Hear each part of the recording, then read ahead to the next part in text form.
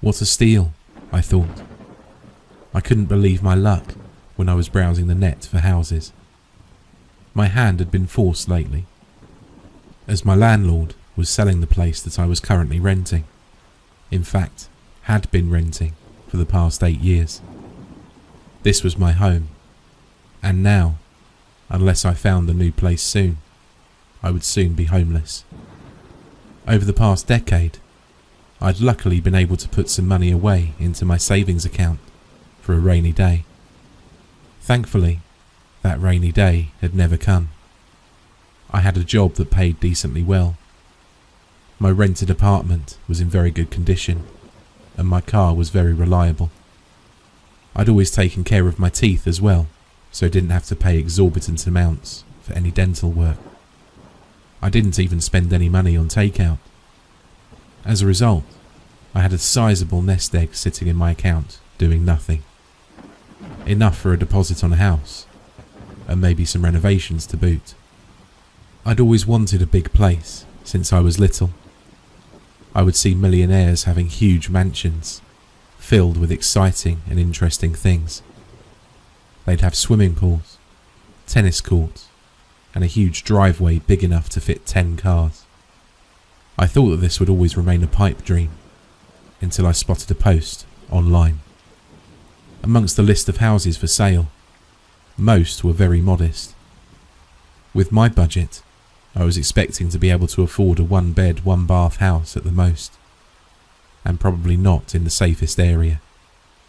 I could just rent again, I thought, but I wasn't getting any younger and had to think of my future.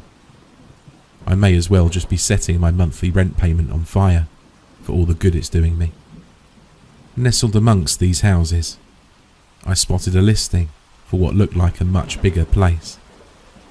I had to do a double take to make sure I was reading things right, because after a second look, it could be considered a mansion for all intents and purposes.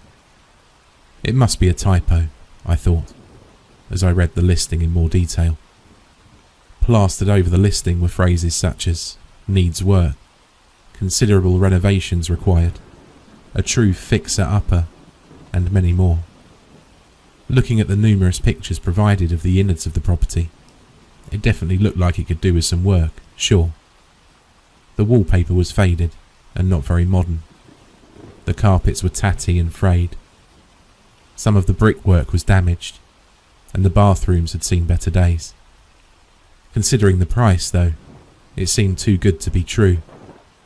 In hindsight, it absolutely was. Considering my tight time frame before being evicted, I swiftly called the estate agent and arranged a viewing. I wasn't sure if I would ever get an opportunity like this again. Fully expecting to have a lot of competition for the place, I was very surprised to hear that the estate agent could see me that afternoon. I jumped at the chance. Sable Manor was the name I was given, along with directions. It was a full hour's drive from where I currently lived, but I was eager to move out of the suburbs anyway. I enjoyed my peace and quiet, and after looking at an online map, it certainly seemed as though I would get it. I jumped into the car, entered the address into my sat-nav, and set off, excited to see potentially the home of my dreams. After coming off of the motorway, the sat-nav eventually asked me to turn right off of the main road, onto a quaint country road. Either side of the road were open fields, filled with countless sheep, cows and horses. I could get used to this, I thought. As time went on, the road began to get narrower and narrower. The surface of the road also got worse and worse. However, undeterred, I pressed on. After 15 minutes or so, it was announced I had reached my destination. I slowed the car to a stop, and I found myself sitting at a dilapidated wooden front gate. There were some rusted iron letters on the brick pillar next to it. Sable Manor. As I was taking in the scenery, I could hear the rumble of metal behind the gate. It slowly opened to reveal the estate agent I had spoken to a few hours beforehand. He He beckoned me to drive through the gate with one hand, as he held the gate open with the other. I slowly navigated the car through the opening, lowering my window to briefly greet him before making my way up the gravel path. The substance crunched beneath my wheels, as I could see the estate agent closing the gate behind me in my rearview mirror. Slowly crawling my way up the path and curving around to the right, the manor came into view. The outer facade of the building was certainly in need of repair, but for the price they were asking, it wasn't the end of the world. In fact, with a bit of love and attention, it seemed as though this could be my forever home. I climbed out of the car and waved to the man crunching his way up the path. He had the same vacant, slightly uncanny smile the tall estate agent seemed to wear. We briefly greeted each other, at which point he unlocked the large oak door and let us inside. The door swung open with a huge creak. We stepped into the ground foyer of the building. The floorboards creaked under our weight, and the large room was punctuated by a huge rustic fireplace. It had a huge set of what I assumed were deer antlers over the hearth. The previous owners certainly had a unique sense of style. "Pretty impressive, huh?" said the agent, as he saw my gaze affixed to the centrepiece. I let my eyes wander around the room. There was a staircase up to the first floor on the right-hand side. Old dusty paintings hung on the wall next to it, full of impressive landscapes and majestic animals. The previous owner must have been a hunter of some sort. I looked upwards at the ceiling. While the design was intricate, there were a few cracks in the plaster, among the considerable number of cobwebs. Luckily, spiders had never bothered me. As you can see, the place needs quite a lot of work. But hopefully you'll agree, the sheer character of the place more than makes up for it, the man said. I nodded as I made my way up the staircase. I used a wooden banister to steady myself. As my hand traced up the staircase, I looked at it as I reached the top. It was covered in a thick blanket of dust. It was clear that no one had cleaned the place in months, if not years. The place has been on the market for quite a while, I could hear from behind me alongside a cacophony of creaking. We're actually trying to sell the manor on behalf of a debt collection agency. By all accounts, the previous owner owed quite a lot of money. This piqued my interest. Oh really? They must have been quite well off to own this place, surely. You would think so, wouldn't you? But as I understand it, they inherited the manor from a distant member of their family. Some long-lost uncle, I would imagine. They lived here for quite a few years, but didn't have a regular job apparently. Best guess is that they made some money here and there from selling game to butchers. Pheasants, boar, you get the idea. But as you can probably guess, they didn't have enough cash to renovate. As I poked my head into the various rooms on the first floor, I nodded my head and murmured in the affirmative to let him know I was listening. Something began to gnaw at me though, as he was speaking. Eventually, the whisper in my mind became more of a yell. I had to ask. So this gentleman was quite old, I take it. Couldn't pay off his debts before he passed. He was no spring chicken by any means, but not that kind of age. The rumour was he ran into some kind of accident on a hunt. The place was found abandoned, just disappeared. The police did an in-depth investigation, but no trace of him.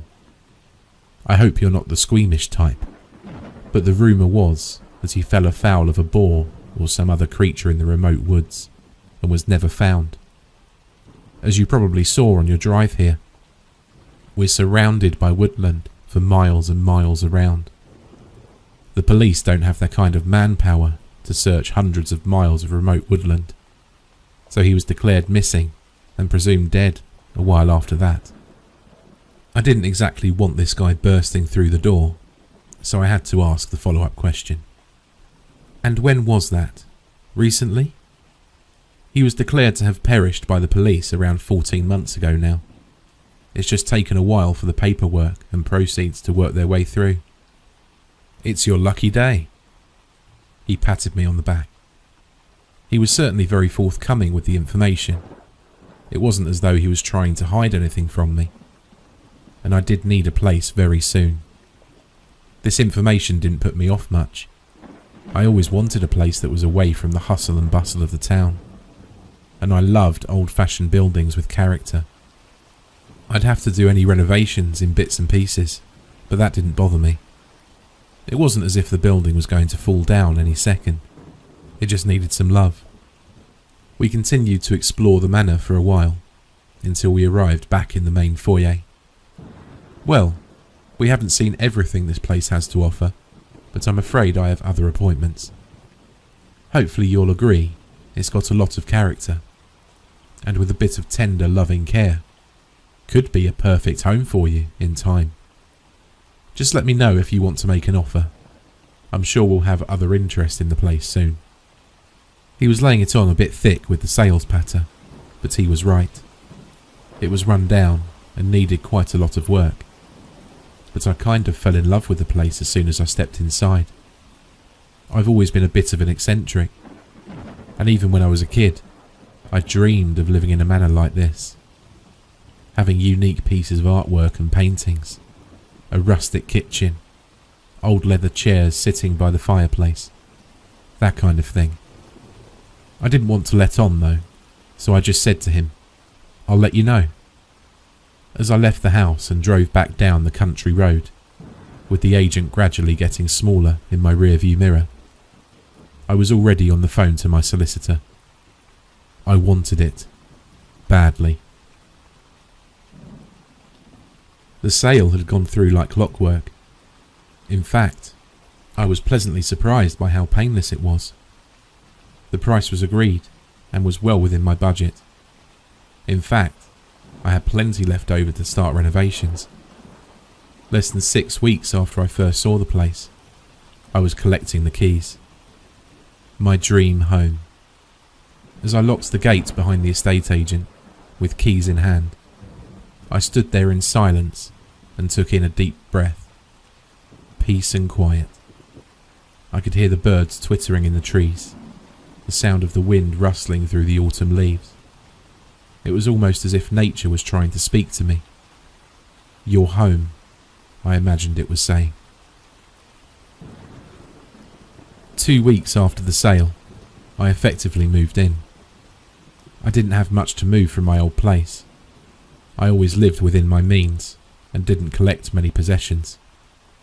I was a big believer in experiences over things. Now, I was looking forward to spending my first night in my new home. My new home. Mine. It felt weird saying it. I spent most of my first day looking through each of the rooms and making a note of any remedial work that needed doing. By the evening, I'd filled at least 10 pages. I always liked undertaking big projects though, so this didn't put me off. I was just excited to have my own place.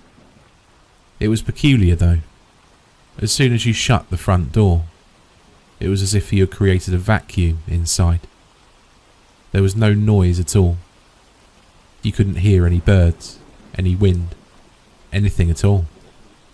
It was as if you had stepped into another dimension. Luckily, the electric still worked. I had to get someone in eventually to check all of the wiring and make sure it wasn't dangerous. But for the time being, I could use my sparse collection of electronic equipment. It looked quite out of place alongside the quaint, eclectic furniture, but by the old fireplace and in front of a weathered, red leather armchair sat my 60-inch TV. I didn't have internet yet, so I had to make do with my trusty DVD player that luckily I'd kept in a storage box. I never liked throwing things away. Besides, otherwise, what would I do with my collection of classic horror movies? Still in the storage box, I had hundreds of movies that I'd collected over the years. So, I connected my DVD player to the TV and loaded one of my favourites. With a cup of hot chocolate and a packet of biscuits in hand, I plumped down in a comfortable armchair and raised my hand to turn on the stylish lamp on my right. At that moment, I couldn't have been happier. As the light outside faded, it began to grow colder. I looked in a large metal container sitting next to the fireplace and found some very old pieces of firewood. After inspecting them closely, they must have been there for years. Importantly though, they weren't damp. In fact, they were bone dry. Now was as good a time as any, I thought, as I loaded the wood into the opening in the fireplace. After a few attempts, I managed to get a fire started with the help of some of the newspaper I'd used to pack some ornaments. As is tradition, I stood in front of the fire for a few moments, warmed up my hands and rubbed them together. I then settled back down in my chair to the sound of blood-curdling screams on the TV and crackling wood beside me. After around 15 minutes, I noticed that despite the roaring fire close by, there was still a noticeable chill. Strangely, it seemed to be a draft coming from somewhere. I was some distance from the front door, so it couldn't be that. I scanned around, and I wasn't close to any doors at all, as a matter of fact. The draft had to be coming from somewhere. It certainly wasn't from the fireplace, as there was a ravenous fire there now. In fact, I had just fed it some more wood. I got up and started searching for the source of the cold draft. I'd made my list of renovations and improvements now, and didn't want to miss any. I wanted my new home to be nice and cosy after a while. I loved nothing more than sitting in warmth while it was cold outside. After a while of searching, feeling along the cracks of the various doorways and floorboards, I realised that the cold air was coming from the middle of the room, in the area just to the left of the bottom of the staircase. I couldn't see anything though. All I could see was the tattered old Persian rug laid on the floor, covering the floorboards.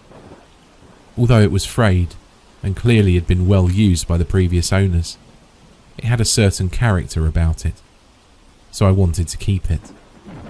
The rug was threadbare in places though, and can't have been doing a good job of insulating against the cold. I placed my hand at the edge of the rug, and sure enough, an ice-cold blast of air chilled my fingers. With care, I slowly rolled back the carpet in an attempt to identify what could possibly be causing such a draft. I imagined it would be a loose or missing floorboard, one more for the list. As I rolled the rug back on itself, a large wooden hatch came into view. It would have been difficult to spot if not for the recessed metal handle on one side. The handle was rusted beyond all recognition and was quite large. This wasn't in the floor plan, I thought, as I paced slowly around the hatch, feeling a bizarre sense of both trepidation and excitement. While I did have some money to renovate, I didn't have enough to do everything. If this hatch leads to a basement, there could be all kinds of heirlooms and treasures in there, which could pay for the renovations 10 times over. The sheer curiosity got the better of me. I removed my phone from my back pocket and turned on the flashlight. The dazzling white light provided a stark contrast against the warm orange glow being provided by the fire. I slowly bent down and grabbed the rusted handle.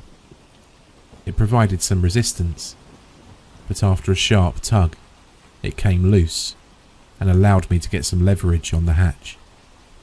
As I pulled upwards, the hatch gave way surprisingly easily. I pushed the door up onto its hinges, and once it reached the fulcrum, it fell backwards in the opposite direction, slamming onto the floor with a loud thump. A cloud of dust erupted into the air, illuminated by the glow of the fire. I shined my phone flashlight into the dark opening. All I could see was a collection of wooden steps heading downwards. They were covered in dust, and there was a thick sheet of cobwebs. It was clear that no one had been down here for a while, but at least I had found the source of the draft. Now that the hatch was open, there was a strong stream of icy cold air collecting around my feet. Taking a gulp, I slowly travelled down the steps, hoping that the wood wasn't so rotted that it would give way. Thankfully, the steps held firm. I counted the number of steps in my head as I went. 12, 13, 14, 15. 15 steps. And with each step that I took downwards, the warmth being provided by the fire quickly gave way to a cloying chill. In fact, it was so cold that as my foot found the ground at the bottom of the steps, I could see clouds of mist whenever I breathed out. I looked back up the steps to whence I came, and all I could see was a flickering orange glow, casting shadows upon the steps that took many shapes as the fire ebbed and flowed. Holding my phone up, I decided to check my battery. After all, I didn't want my phone to cut out while I was down here. I couldn't see any light switches at all. Not surprising, it was an old house. 84%. Phew. I only planned to spend 10 minutes or so down here, just to sate my curiosity. I could fully explore the area in the morning. I had more than enough battery for tonight's purposes. Glancing next to the battery icon though, I saw the words, "No service." If I wanted to make this a secret games room or anything, I'd definitely need a landline down here at some point. I had plenty of signal upstairs. I surmised that the walls must have been lined with lead or something. As I held the phone in front of me, I could see a long passageway with a concrete floor. At the end of the passageway, I could just about see the glint of metal. I crept down the hallway, and as I got closer, I saw a riveted gunmetal grey door, similar to what you would expect to see on a ship or a submarine. Weird, I muttered under my breath. The door was ajar, so after a short pause to gather myself, I eased the door open. It took most of my body weight to push it open, but it gave way eventually, with a drawn-out creak. If you would have heard that noise in isolation, you would have thought you were on a submarine, with the haunting creaks associated to the vessel. The air was stale, and even colder than before. I couldn't believe my eyes when I saw what was in this room. The room couldn't have been more than a few meters long, but the walls were curved, and they weren't made of wood or brick. They were made of metal. A weathered light fitting hung down in the centre of the room from the ceiling. I felt around the wall by the doorway for a light switch, and after a few seconds, found one. I flicked the switch, and at first, nothing happened. A short while after, I began to hear a muffled shuddering sound coming from another room, at which point the light flickered into life, casting a dull orange glow.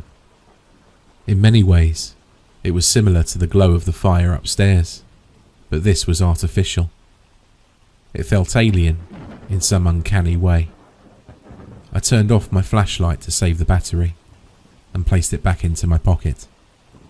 On one side of the room, there was a very basic bed with a dark brown blanket and flat pillows. The air smelt musty. These clearly hadn't been washed for a long time, if ever. On the other side of the room was an electric stove with various old packets of military rations and canned goods. As I picked up some of the goods, most of them were at least 10 years old. I didn't want to try any of them right now, but it sounded like quite an interesting project for a day in the future. As I placed the cans down, the realization dawned on me. This must be a fallout shelter. That would certainly explain the lack of phone reception. The idea always fascinated me, but I'd never seen one in the wild. The old owner of the manor must have been a survivalist of some sort, I surmised. That would certainly explain the antlers and other paraphernalia in the rest of the manor. Towards the back of the room, I saw another doorway. Stepping carefully between the cooking and the sleeping areas, I walked through the opening. Here was another small room, smaller than the one I'd just left. The loud shuddering was much louder here. Grabbing my phone from my pocket again, as I couldn't see another light switch, I pointed it towards the source of the noise. A generator. That would explain the light suddenly working. The walls of this room were completely bare. Metal again, but rusting in some places. Recessed into the wall close to the generator, I could see a small wash basin and toilet. I'm not sure they'd ever been used. Walking up to the basin, I turned the tap with great difficulty. It spluttered loudly for a good 10 seconds, but eventually, brown water started to spurt through the opening. Water must have been sitting in these pipes for years, I said to myself. I quickly turned off the tap. It was much easier to turn now that I had loosened it. I moved the light in my hand around the small room and noticed another aperture opposite to the generator. It was another riveted metal door identical to the first. This one had a glass porthole of sorts. The air was ice cold now. I began to regret not wearing more layers. I shone my torch through the glass, but it was incredibly cloudy. I couldn't make out anything at all. The door had a large lever, almost like you'd see on an airlock. Taking a deep breath, I moved the lever downwards. With that, I could hear a sharp intake of air, as if a vacuum seal was broken. As soon as this happened, a blast of ice-cold air hit me with force. "What the hell?" I gasped. I swung the heavy door open, and it clanked loudly once it hit the wall. I cautiously shone my torch into the opening and took a step inside. The concrete floor in the room had tiny ice crystals on it, which crunched as my shoe hit them. As I lifted my phone up to scan around the room, I could see slabs of meat hung on hooks. Underneath them were metal tables with various cutting implements laid upon them. It was a huge freezer. "Of course he hunted animals," I said to no one.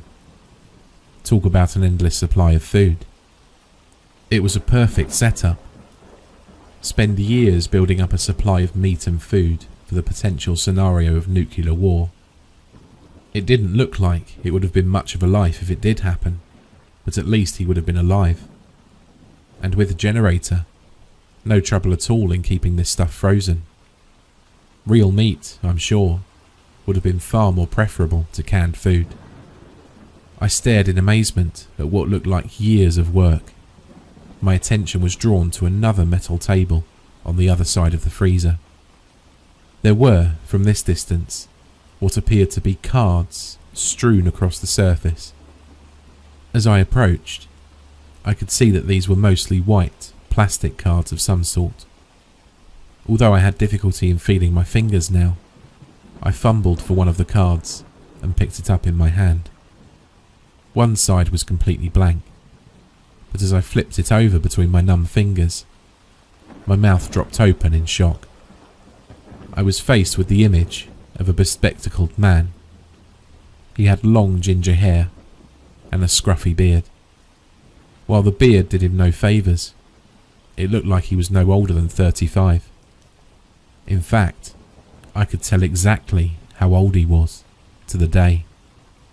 He was 34 years and 143 days old. I knew this because the card contained his birth date, next to his picture, along with his address. It must have been a driving licence or some other form of ID. Was this the mysterious hunter who disappeared? His name was Brian Murphy. Then, my eyes wandered from the card in my hand to the dozen other cards on the table. Grasping another, I was faced with the picture of another person. This time, a young woman with shoulder-length black hair, no older than 21.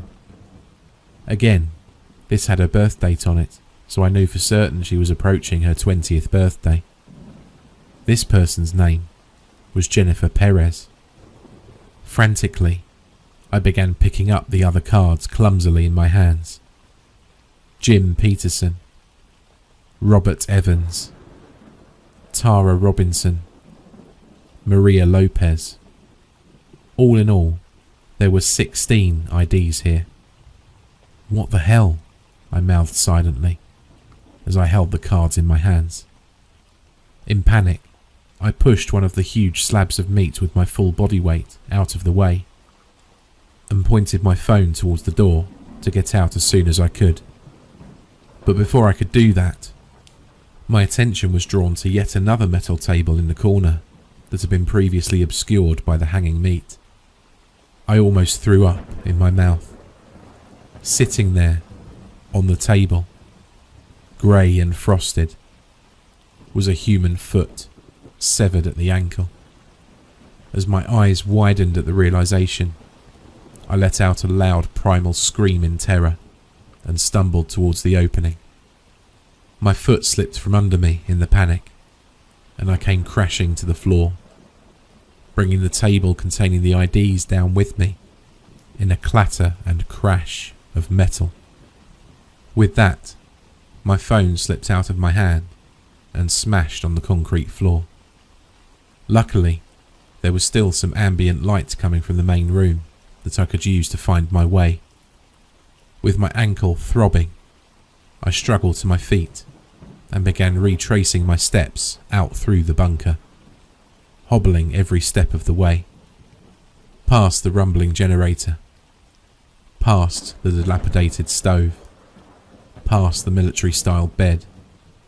As I steadied myself on the wall with one trembling hand, I grazed something and the light switch flicked off. Too terrified to care, I held the narrow wall on both sides with my hands. The glow from the fire upstairs was acting as a beacon for me. I needed to get out. Every step was sending bolts of pain through my leg, but I struggled along. I just had to make it up those 15 steps. As I placed my foot upon the bottom step, I heard a prolonged creak. The comforting orange glow of the fire emanating from the opening above me became dimmer. Strange.